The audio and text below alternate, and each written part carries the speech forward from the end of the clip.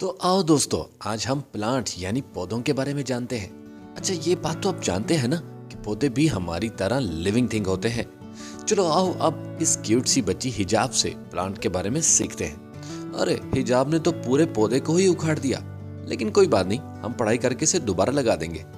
अच्छा, तो पौधों के मेन पार्ट्स होते हैं 4। सबसे पहले फ्लावर, नंबर 2 पर है लीफ, इसे कहते हैं स्टेम, और आखिर में पौधे की रूट्स।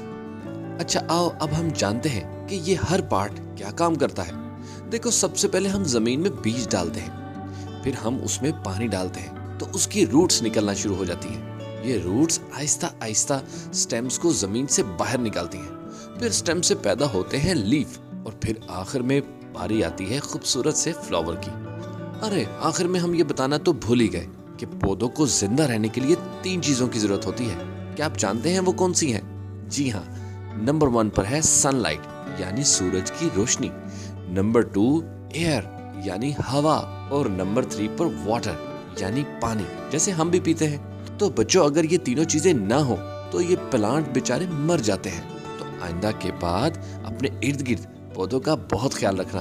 Okay, bye bye. हमारा मिशन है कि हम साइंस के मुश्किल टॉपिक्स को हर बच्चे तक पहुंचाना चाहते हैं। अगर आप हमारा साथ देना चाहते हैं तो इस चैनल को सब्सक्राइब करें और दोस्तों को शेयर करें ताकि हर बच्चा फायदा उठा सके।